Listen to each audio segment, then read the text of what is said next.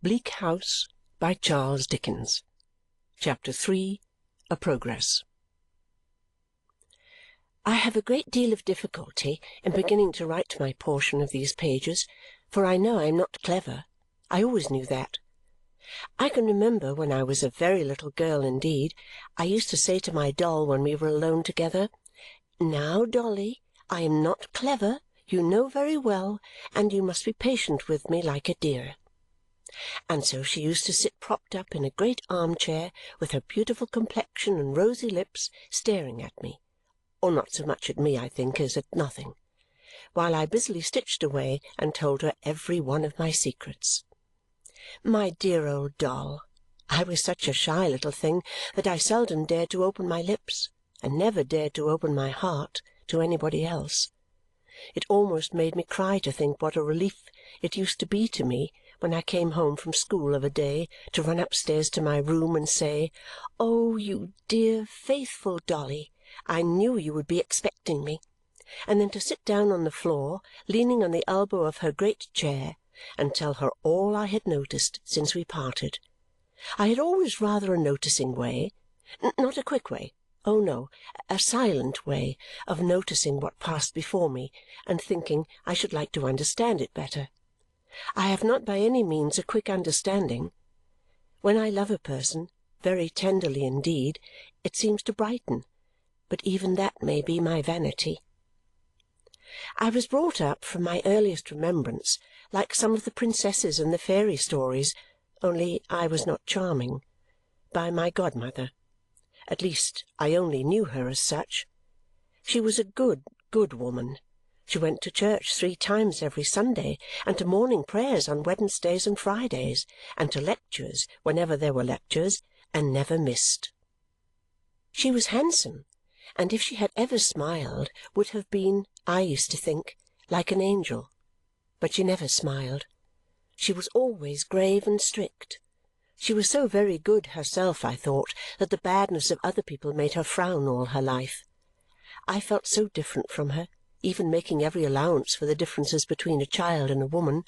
I felt so poor, so trifling, and so far off that I never could be unrestrained with her, no, could never even love her as I wished.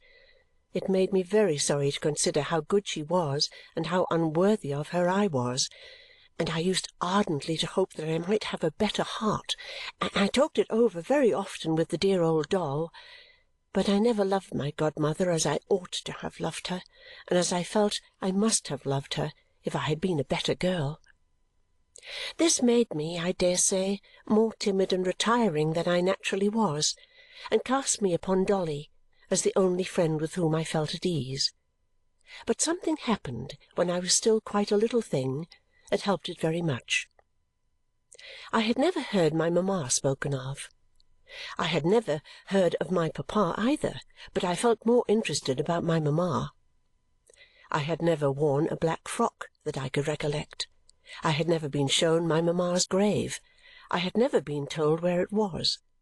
Yet I had never been taught to pray for any relation but my godmother. I had more than once approached this subject of my thoughts with Mrs. Rachael, our only servant, who took my light away when I was in bed, another very good woman, but austere to me, and she had only said, "Esther, good night," and gone away and left me.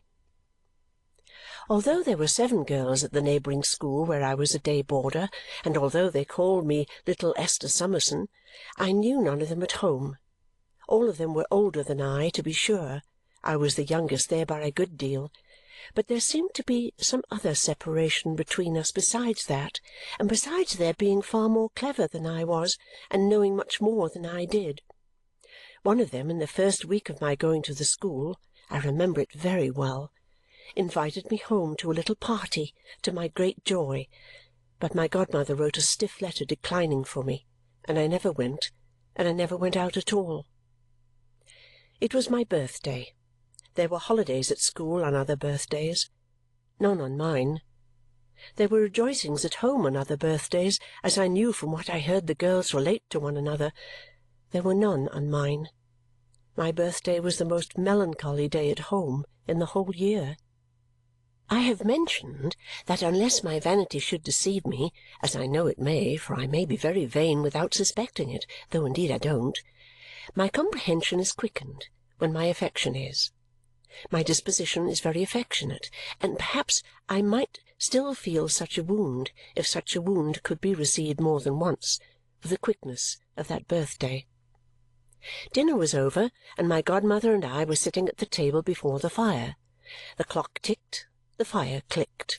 Not another sound had been heard in the room or in the house for I don't know how long.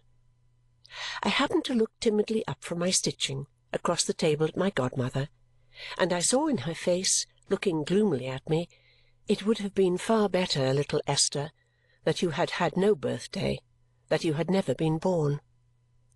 I broke out crying and sobbing, and I said, "Oh, dear godmother, tell me, pray do tell me, did mamma die on my birthday?" "No," she returned. "Ask me no more, child." "Oh, do pray tell me something of her. Do now, at last, dear godmother, if you please. What did I do to her? How did I lose her? Why am I so different from other children, and why is it my fault, dear godmother? No, no, no, no, don't go away. Oh, speak to me." I was in a kind of fright beyond my grief, and I caught hold of her dress and was kneeling to her. She had been saying all the while, "Let me go." But now she stood still.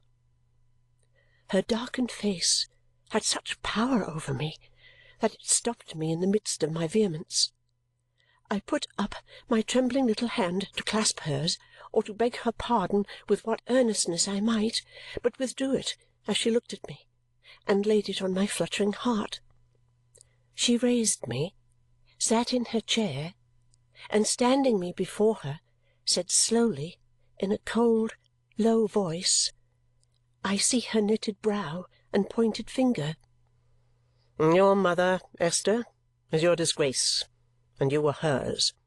The time will come, and soon enough, when you will understand this better and will feel it too, as no one save a woman can.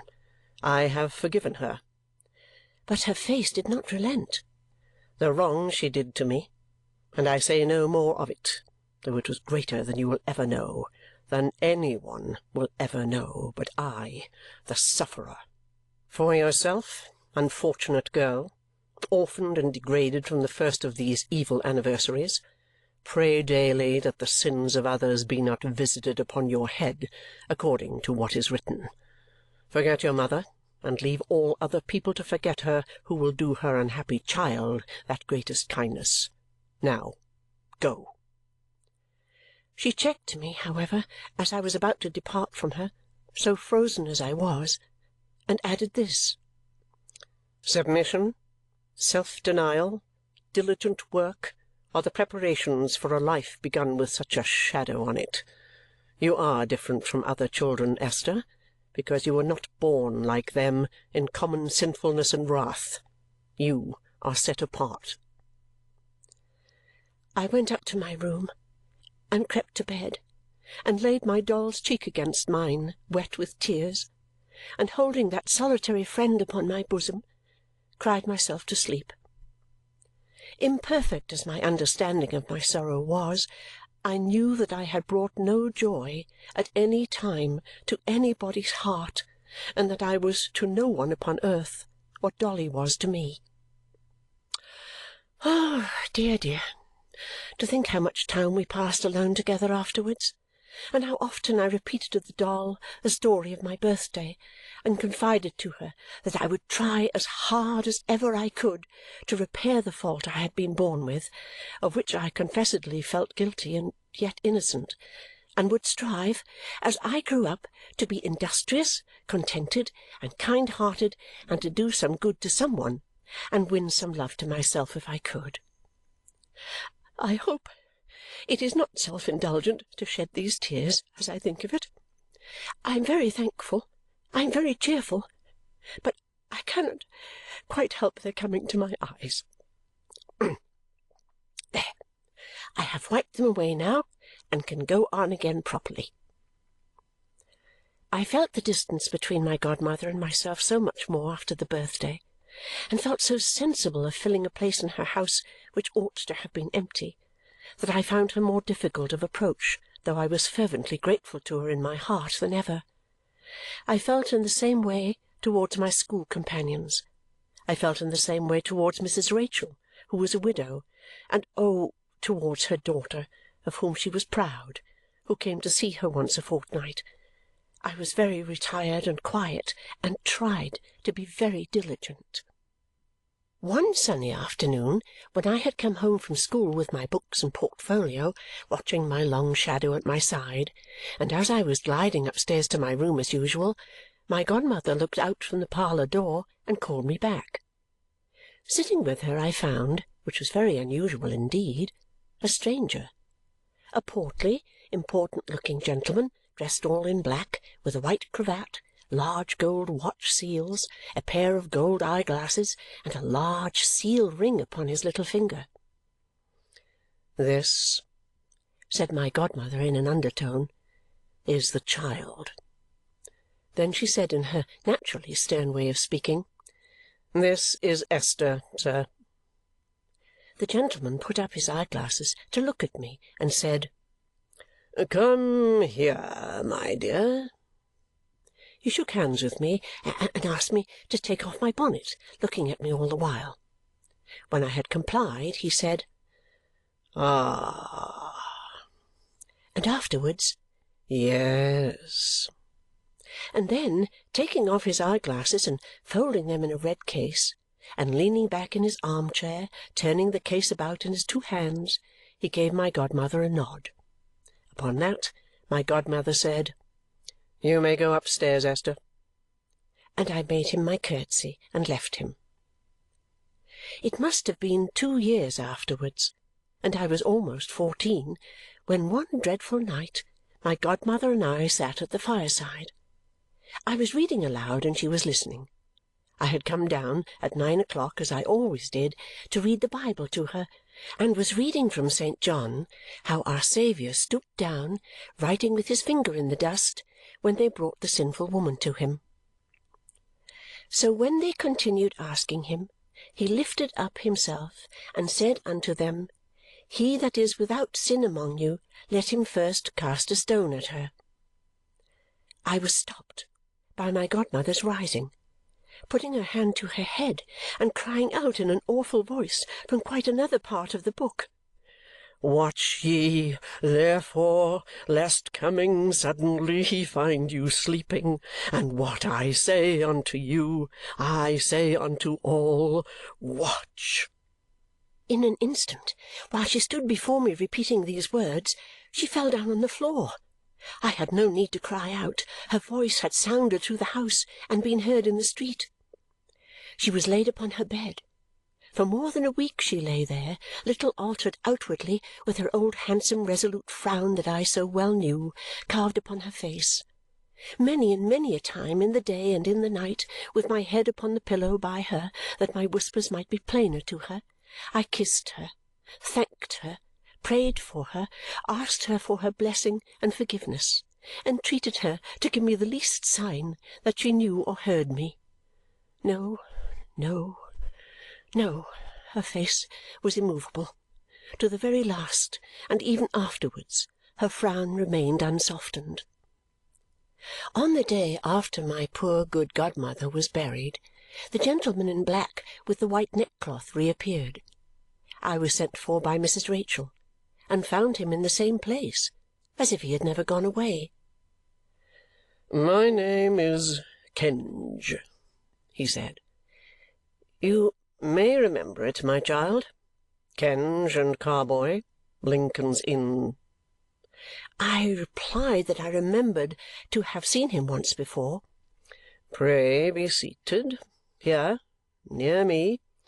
Don't distress yourself. It's of no use. Mrs. Rachael, I needn't inform you, who are acquainted with the late Miss Barbary's affairs, that her means die with her, and that this young lady, now her aunt is dead—" "My aunt, sir?" It is really of no use carrying on a deception when no object is to be gained by it," said Mr. Kenge smoothly. "Aunt, in fact, though not in law. Don't distress yourself. Don't weep. Don't tremble. Mrs. Rachael, our young friend has no doubt heard of the Jarndyce and Jarndyce?" "Never," said Mrs. Rachael. "Is it possible," pursued Mr. Kenge, putting up his eye-glasses, "that our young friend, I beg you won't distress yourself, never heard of Jarndyce and Jarndyce?" I shook my head, wondering even what it was. "Not of Jarndyce and Jarndyce?" said Mr. Kenge, looking over his glasses at me and softly turning the case about and about as if he were petting something. "Not of one of the greatest Chancery suits known? Not of Jarndyce and Jarndyce, in itself a monument of Chancery practice, in which, I would say, every difficulty, every contingency, every masterly fiction, every form of procedure known in that court is represented over and over again? It is a cause that could not exist out of this free and great country. I should say that the aggregate of costs in Jarndyce and Jarndyce, Mrs. Rachael—" I was afraid he addressed himself to her because I appeared inattentive. "amounts at the present hour to from 60 to 70,000 pounds," said Mr. Kenge, leaning back in his chair. I felt very ignorant, but what could I do? I was so entirely unacquainted with the subject that I understood nothing about it even then. "And she really never heard of the cause?" said Mr. Kenge. "Surprising!" "Miss Barbary, sir," returned Mrs. Rachael, "who is now among the seraphim." "I hope so, I am sure," said Mr. Kenge politely, "wished Esther only to know what would be serviceable to her, and she knows from any teaching she has had here, nothing more." "Well," said Mr. Kenge, "upon the whole, very proper. Now, to the point," addressing me. "Miss Barbary, your sole relation, in fact that is, for I am bound to observe that in law you had none, being deceased, and it naturally not being to be expected that Mrs. Rachael—" "Oh, dear, no," said Mrs. Rachael quickly. "Quite so," assented Mr. Kenge. "that Mrs. Rachael should charge herself with your maintenance and support. I beg you won't distress yourself. You are in a position to receive the renewal of an offer which I was instructed to make to Miss Barbary some 2 years ago, and which, though rejected then, was understood to be renewable under the lamentable circumstances that have since occurred. Now, if I avow that I represent, in Jarndyce and Jarndyce and otherwise, a highly humane, but at the same time singular man, shall I compromise myself by any stretch of my professional caution?" said Mr. Kenge, leaning back in his chair again and looking calmly at us both. He appeared to enjoy beyond everything the sound of his own voice. I couldn't wonder at that, for it was mellow and full and gave great importance to every word he uttered. He listened to himself with obvious satisfaction and sometimes gently beat time to his own music with his head or rounded a sentence with his hand. I was very much impressed by him even then. Before I knew that, he formed himself on the model of a great lord who was his client, and that he was generally called Conversation Kenge. "Mr. Jarndyce," he pursued, "being aware of the, I would say, desolate position of our young friend, offers to place her at a first-rate establishment, where her education shall be completed, where her comfort shall be secured, where her reasonable wants shall be anticipated, where she shall be eminently qualified to discharge her duty in that station of life unto which it has pleased, shall I say Providence, to call her." My heart was filled so full, both by what he said and by his affecting manner of saying it, that I was not able to speak, though I tried. "Mr. Jarndyce," he went on, "makes no condition beyond expressing his expectation that our young friend will not at any time remove herself from the establishment in question without his knowledge and concurrence, that she will faithfully apply herself to the acquisition of those accomplishments upon the exercise of which she will be ultimately dependent, that she will tread in the paths of virtue and honour, and the so forth." I was still less able to speak than before.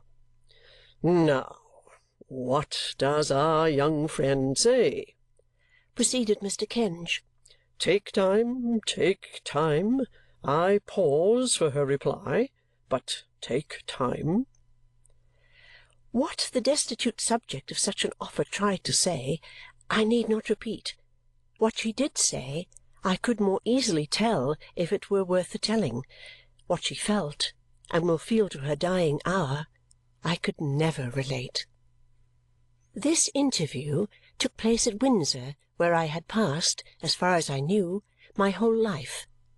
On that day week, amply provided with all necessaries, I left it, inside the stage-coach, for Reading. Mrs. Rachael was too good to feel any emotion at parting, but I was not so good, and wept bitterly. I thought that I ought to have known her better after so many years, and ought to have made myself enough of a favourite with her to make her sorry then. When she gave me one cold parting kiss upon my forehead, like a thaw-drop from a stone porch, it was a very frosty day. I felt so miserable and self-reproachful that I clung to her and told her it was my fault. I knew that she could say good-bye so easily. "No, Esther," she returned. "It is your misfortune." The coach was at the little lawn gate. We had not come out until we heard the wheels, and thus I left her with a sorrowful heart. She went in before my boxes were lifted to the coach roof and shut the door. As long as I could see the house, I looked back at it from the window through my tears. My godmother had left Mrs. Rachael all the little property she possessed, and there was to be a sale, and an old hearth-rug with roses on it, which always seemed to me the first thing in the world I had ever seen, was hanging outside in the frost and snow. A day or two before I had wrapped the dear old doll in her own shawl and quietly laid her, I am half ashamed to tell it, in the garden earth under the tree that shaded my old window. I had no companion left but my bird, and him I carried with me in his cage. When the house was out of sight, I sat, with my bird-cage in the straw at my feet, forward on the low seat to look out of the high window, watching the frosty trees that were like beautiful pieces of spar, and the fields all smooth and white with last night's snow, and the sun so red but yielding so little heat, and the ice dark like metal where the skaters and the sliders had brushed the snow away. There was a gentleman in the coach who sat on the opposite seat and looked very large in a quantity of wrappings, but he sat gazing out of the other window and took no notice of me. I thought of my dead godmother, of the night when I read to her, of her frowning so fixedly and sternly in her bed, of the strange place I was going to, of the people I should find there, and what they would be like, and what they would say to me, when a voice in the coach gave me a terrible start. It said, "What the devil are you crying for?" I was so frightened that I lost my voice and could only answer in a whisper, "Me, sir," for of course I knew it must have been the gentleman in the quantity of wrappings, though he was still looking out of his window. "Yes, you," he said, turning round. "I didn't know I was crying, sir," I faltered. "But you are," said the gentleman. "Look here." He came quite opposite to me from the other corner of the coach, brushed one of his large furry cuffs across my eyes, but without hurting me, and showed me that it was wet. "There! Now you know you are," he said.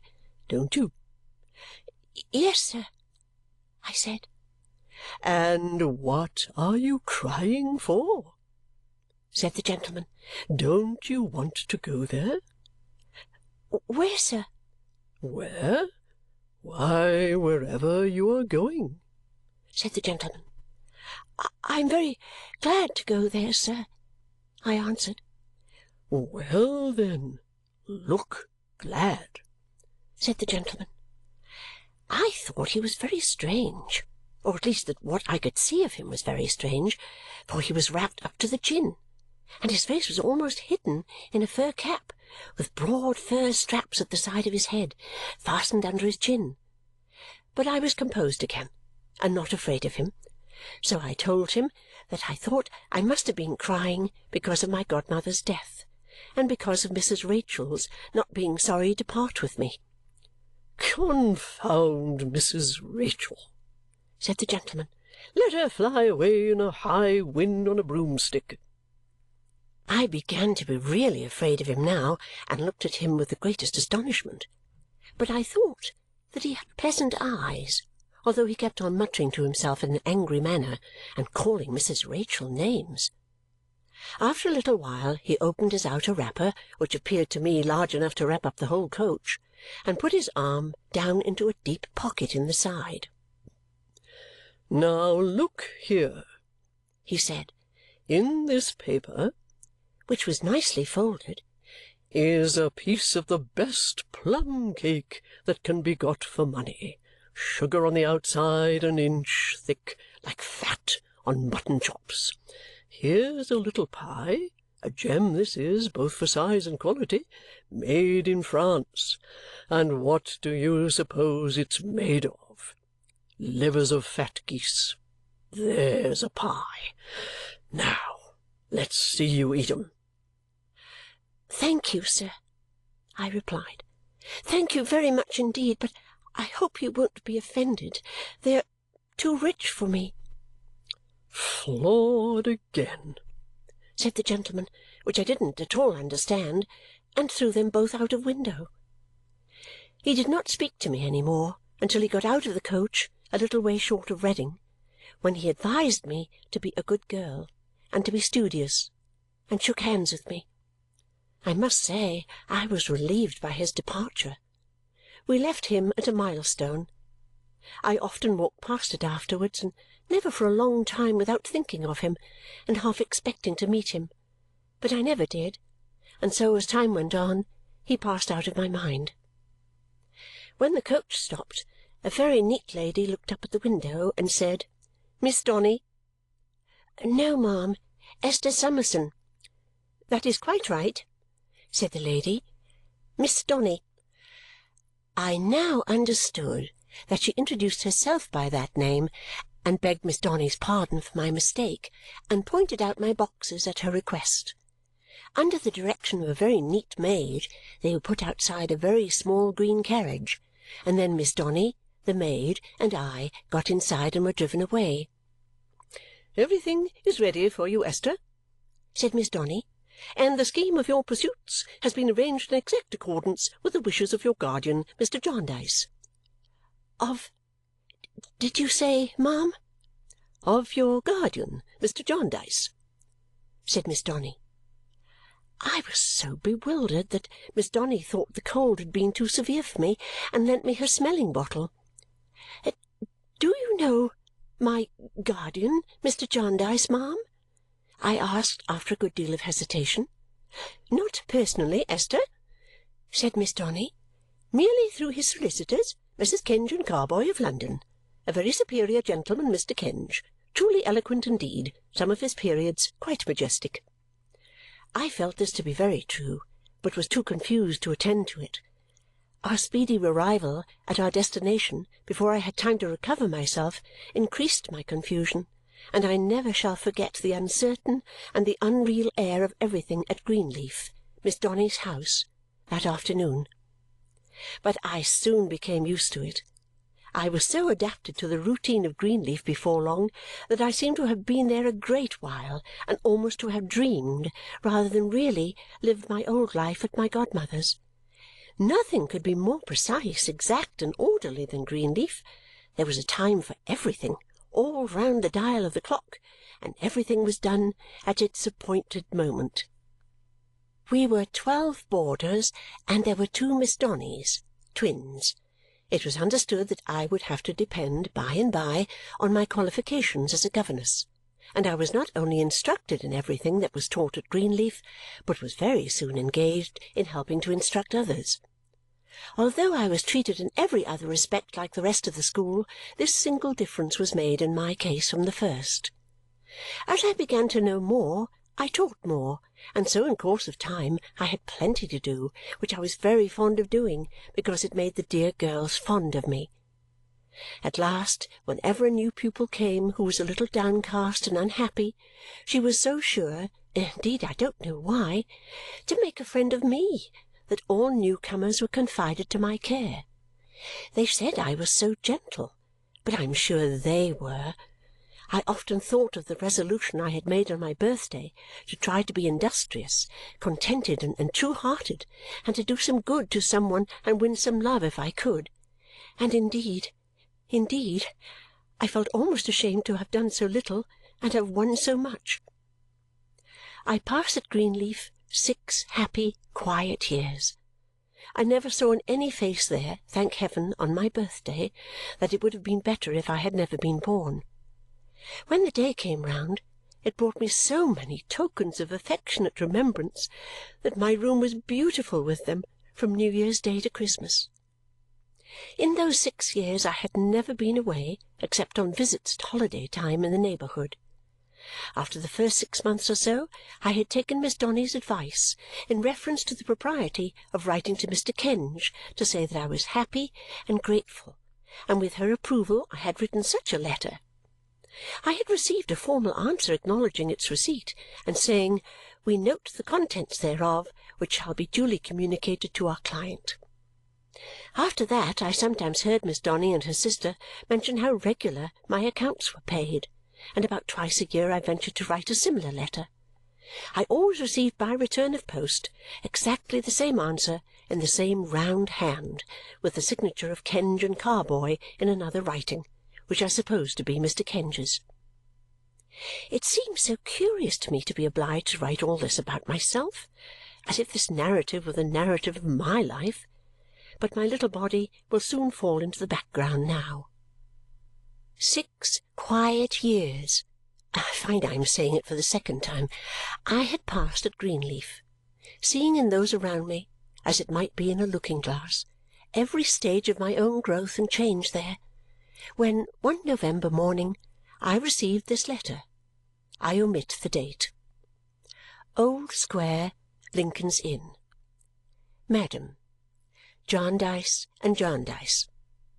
Our client, Mr. Jarndyce, being about to receive into his house, under an order of the Court of Chancery, a ward of the court in this cause, for whom he wishes to secure an eligible companion, directs us to inform you that he will be glad of your services in the aforesaid capacity.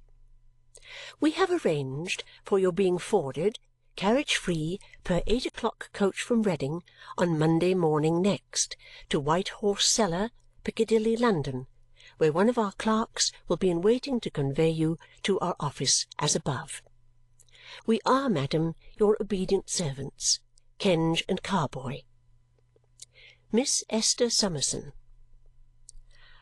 Oh, never, never, never shall I forget the emotion this letter caused in the house. It was so tender in them to care so much for me. It was so gracious in that father who had not forgotten me to have made my orphan ways so smooth and easy, and to have inclined so many youthful natures towards me, that I could hardly bear it. Not that I would have had them less sorry, I am afraid not, but the pleasure of it, and the pain of it, and the pride and joy of it, and the humble regret of it was so blended that my heart seemed almost breaking while it was full of rapture. The letter gave me only 5 days' notice of my removal, when every minute added to the proofs of love and kindness that were given me in those 5 days. And when at last the morning came, and when they took me through all the rooms that I might see them for the last time, and when some cried, "Esther, dear, say good-bye to me here at my bedside, where you first spoke so kindly to me," and when others asked me only to write their names, "With Esther's love," and when they all surrounded me with their parting presents and clung to me weeping and cried, "What shall we do when dear, dear Esther's gone?" and when I tried to tell them how forbearing and how good they had all been to me, and how I blessed and thanked them every one, what a heart I had! And when the 2 Miss Donnies grieved as much to part with me as the least among them, and when the maids said, "Bless you, miss, wherever you go," and when the ugly lame old gardener, whom I thought had hardly noticed me in all those years, came panting after the coach to give me a little nosegay of geraniums and told me I had been the light of his eyes, indeed the old man said so, what a heart I had then! And could I help it if with all this, and the coming to the little school, and the unexpected sight of the poor children outside waving their hats and bonnets to me, and of a grey-haired gentleman and lady whose daughter I had helped to teach, and at whose house I had visited, who were said to be the proudest people in all that country, caring for nothing but calling out, "Good-bye, Esther, may you be very happy," could I help it if I was quite bowed down in the coach by myself and said, "Oh, I am so thankful, I am so thankful," many times over? But of course I soon considered that I must not take tears where I was going after all that had been done for me. Therefore, of course, I made myself sob less and persuaded myself to be quiet by saying very often, "Esther, now you really must. This will not do." I cheered myself up pretty well at last, though I am afraid I was longer about it than I ought to have been, and when I had cooled my eyes with lavender water, it was time to watch for London. I was quite persuaded that we were there when we were 10 miles off, and when we really were there, that we should never get there. However, when we began to jolt upon a stone pavement, and particularly when every other conveyance seemed to be running into us, and we seemed to be running into every other conveyance, I began to believe that we really were approaching the end of our journey. Very soon afterwards we stopped. A young gentleman who had inked himself by accident addressed me from the pavement and said, "I'm from Kenge and Carboy's, miss, of Lincoln's Inn." "If you please, sir," said I. He was very obliging, and as he handed me into a fly after superintending the removal of my boxes, I asked him whether there was a great fire anywhere, for the streets were so full of dense brown smoke that scarcely anything was to be seen. "Oh, dear no, miss," he said. "This is a London particular." I had never heard of such a thing. "A fog, miss," said the young gentleman. "Oh, indeed," said I. We drove slowly through the dirtiest and darkest streets that ever were seen in the world, I thought, and in such a distracting state of confusion that I wondered how the people kept their senses, until we passed into sudden quietude under an old gateway, and drove on through a silent square until we came to an odd nook in a corner where there was an entrance up a steep, broad flight of stairs like an entrance to a church. And there really was a churchyard outside under some cloisters, for I saw the gravestones from the staircase window. This was Kenge and Carboy's. The young gentleman showed me through an outer office into Mr. Kenge's room. There was no one in it, and politely put an arm-chair for me by the fire. He then called my attention to a little looking-glass hanging from a nail on one side of the chimney-piece. "In case you should wish to look at yourself, miss, after the journey, as you're going before the Chancellor. Not that it's requisite, I'm sure," said the young gentleman civilly. "Going before the Chancellor?" I said, startled for a moment. "Only a matter of form, miss," returned the young gentleman. "Mr. Kenge is in court now. He left his compliments, and would you partake of some refreshment? There were biscuits and a decanter of wine on a small table. And look over the paper, which the young gentleman gave me as he spoke. He then stirred the fire and left me.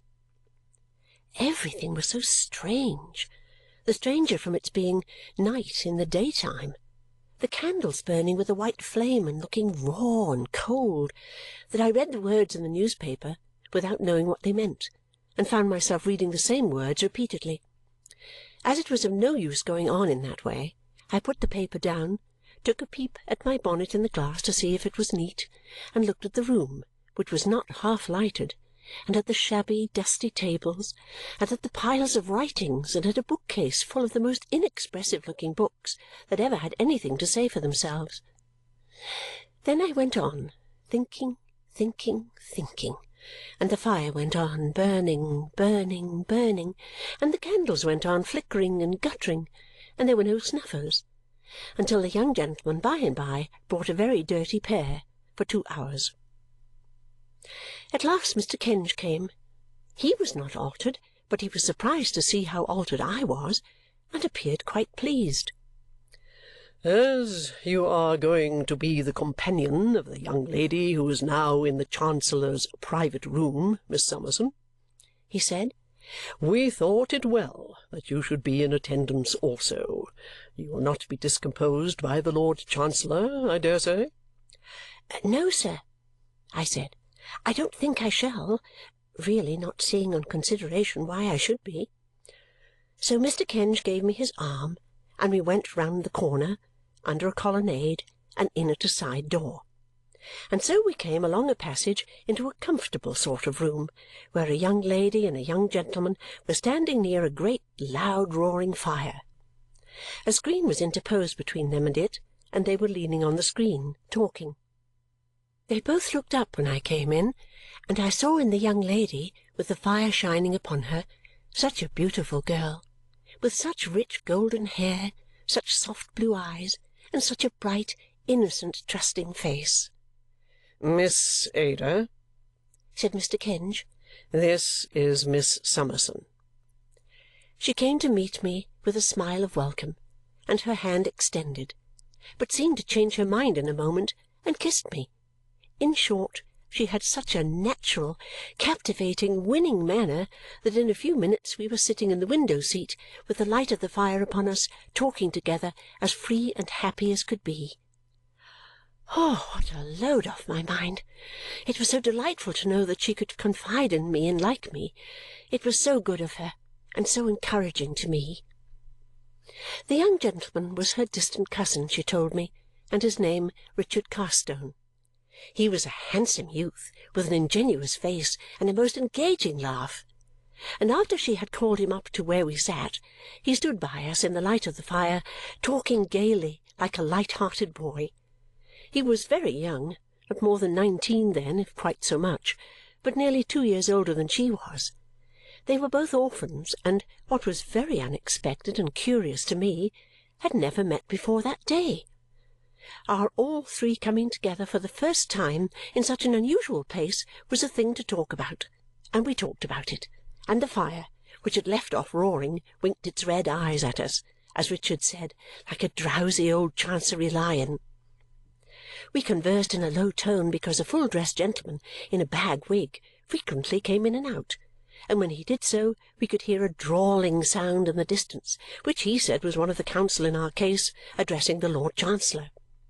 He told Mr. Kenge that the Chancellor would be up in 5 minutes, and presently we heard a bustle and a tread of feet, and Mr. Kenge said that the court had risen, and his lordship was in the next room. The gentleman in the bag wig opened the door almost directly and requested Mr. Kenge to come in. Upon that we all went into the next room, Mr. Kenge first, with my darling. It is so natural to me now that I can't help writing it. And there, plainly dressed in black and sitting in an arm-chair at a table near the fire, was his lordship, whose robe, trimmed with beautiful gold lace, was thrown upon another chair. He gave us a searching look as we entered, but his manner was both courtly and kind. The gentleman in the bag wig laid bundles of papers on his lordship's table, and his lordship silently selected one and turned over the leaves. "Miss Clare?" said the Lord Chancellor. "Miss Ada Clare?" Mr. Kenge presented her, and his lordship begged her to sit down near him. That he admired her and was interested by her even, I could see in a moment. It touched me that the home of such a beautiful young creature should be represented by that dry official place. The Lord High Chancellor, at his best, appeared so poor a substitute for the love and pride of parents. "The Jarndyce in question," said the Lord Chancellor, still turning over leaves, "is Jarndyce of Bleak House. Jarndyce of Bleak House, my lord," said Mr. Kenge. "A dreary name," said the Lord Chancellor. "But not a dreary place at present, my lord," said Mr. Kenge. "And Bleak House," said his lordship, "is in Hertfordshire, my lord. Mr. Jarndyce of Bleak House is not married," said his lordship. "He is not, my lord," said Mr. Kenge. A pause. "Young Mr. Richard Carstone is present," said the Lord Chancellor, glancing towards him. Richard bowed and stepped forward. Said the Lord Chancellor, turning over more leaves.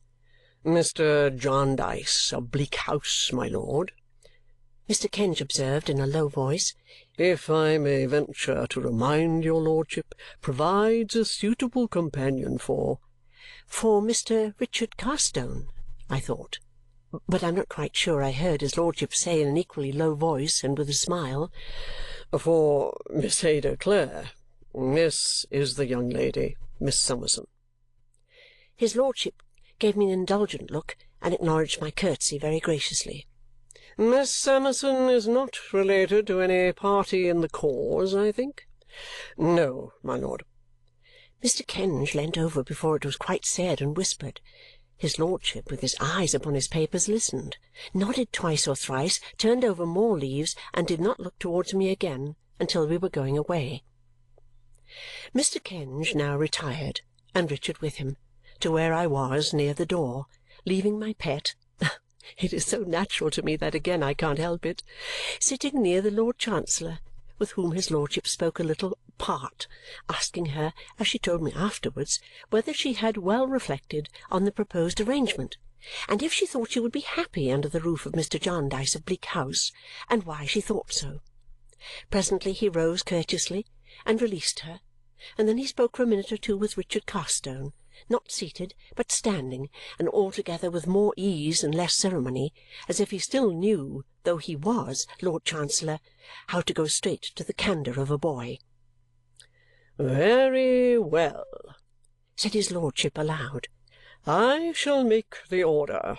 Mr. Jarndyce of Bleak House has chosen, so far as I may judge," and this was when he looked at me, "a very good companion for the young lady, and the arrangement altogether seems the best of which the circumstances admit." He dismissed us pleasantly, and we all went out, very much obliged to him for being so affable and polite, by which he had certainly lost no dignity, but seemed to us to have gained some. When we got under the colonnade, Mr. Kenge remembered that he must go back for a moment to ask a question, and left us in the fog, with the Lord Chancellor's carriage and servants waiting for him to come out. "Well," said Richard Carstone, "that's over. And where do we go next, Miss Summerson?" "Don't you know?" I said. "Not in the least," said he. "And don't you know, my love?" I asked Ada. "No," said she. "Don't you?" "Not at all," said I. We looked at one another, half laughing at our being like the children in the wood, when a curious little old woman in a squeezed bonnet and carrying a reticule came curtsying and smiling up to us with an air of great ceremony. "Oh," said she, "the wards in Jarndyce! Very happy, I am sure, to have the honour. It is a good omen for youth and hope and beauty when they find themselves in this place and don't know what's to come of it." "Mad," whispered Richard, not thinking she could hear him. "Right. Mad, young gentleman," she returned so quickly that he was quite abashed. "I was a ward myself. I was not mad at that time," curtsying low and smiling between every little sentence. "I had youth and hope, I believe, beauty. It matters very little now. Neither of the three served or saved me. I have the honour to attend court regularly with my documents. I expect a judgment shortly on the day of judgment. I have discovered that the 6th seal mentioned in the Revelations is the Great Seal. It has been open a long time. Pray accept my blessing." As Ada was a little frightened, I said, to humour the poor old lady, that we were much obliged to her. "Yes," she said mincingly, "I imagine so. And here is Conversation Kenge with his documents. How does your honourable worship do?" Quite well, quite well. Now, don't be troublesome, that's a good soul," said Mr. Kenge, leading the way back. "By no means," said the poor old lady, keeping up with Ada and me. "Anything but troublesome. I shall confer estates on both, which is not being troublesome, I trust. I expect a judgment shortly on the day of judgment. This is a good omen for you. Accept my blessing." She stopped at the bottom of the steep, broad flight of stairs, but we looked back as we went up, and she was still there, saying, still with a curtsy and a smile between every little sentence, "Youth and hope and beauty and chancery and Conversation Kenge. Ha! Pray accept my blessing." End of chapter 3.